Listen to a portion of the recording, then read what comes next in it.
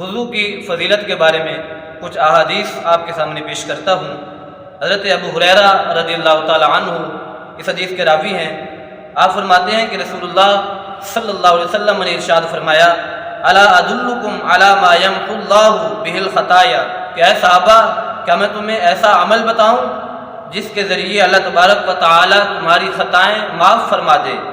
اور پھر تمہارے درجات بلند فرما دے۔ تو صحابہ نے عرض کی، بلا یا رسول اللہ صلی اللہ علیہ وسلم، کیوں نہیں یا رسول اللہ، ہمیں بتائیے وہ کون سا ایسا عمل ہے جس کے ذریعے اللہ تبارک و تعالی ہماری خطائیں معاف فرما دے اور ہمارے درجات بلند فرما دے۔ تو رسول اللہ صلی اللہ علیہ وسلم نے ارشاد فرمایا، اسباغ الوضوء علی المکارہ، وضو کو مکمل کرنا، یعنی مکمل طور پہ وضو کرنا اس وقت جب وضو کرنا تم پر مشکل ہو، یعنی مشقت میں وضو کرنا۔ تو حضور نے فرمایا یہ ایک ایسا عمل ہے جس کے ذریعے اللہ تبارک و تعالیٰ تمہارے گناہ معاف فرما دے گا اور تمہارے درجات بلند فرما دے گا۔ آگے حضور علیہ السلام نے ارشاد فرمایا، وَكَثْرَةُ الْخُطَىٰ إِلَى الْمَسَاجِدِ، اور مسجد کی طرف پیدل چل کے جانا۔ تو حضور نے فرمایا یہ بھی ایک ایسا عمل ہے جس کے ذریعے اللہ تبارک و تعالیٰ تمہارے گناہ معاف فرما دے گا اور پھر تمہارے درجات بلند فرما دے گا۔ پھر آگے حضور علیہ السلام نے ارشاد فرمایا، وَانتِظَارُ الصَّلَاةِ بَعْدَ الصَّلَاةِ، اور ایک نماز کے بعد دوسری نماز کا انتظار کرنا،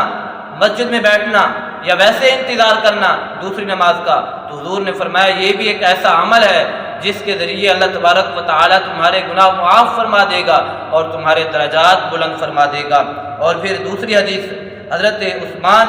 بن عفان رضی اللہ تعالی عنہ، آپ اس حدیث کے راوی ہیں۔ آپ فرماتے ہیں کہ رسول اللہ صلی اللہ علیہ وسلم نے ارشاد فرمایا، من توضع فاحسن الوضوء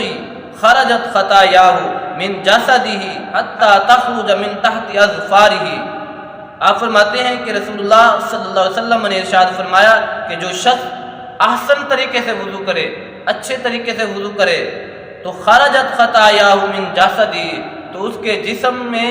جتنی بھی خطائیں ہوتی ہیں، جتنے بھی گناہ ہوتے ہیں، سب کے سب نکل جاتے ہیں۔ حضور نے فرمایا حتی تخرج من تحت اظفارہ،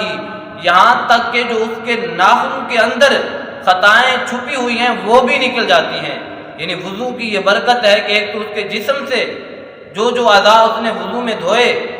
ان سے خطائیں نکل جاتی ہیں، یہاں تک کہ جو ناخنوں میں خطائیں چھپی ہوئی ہیں حضور نے فرمایا وہ بھی نکل جاتی ہیں۔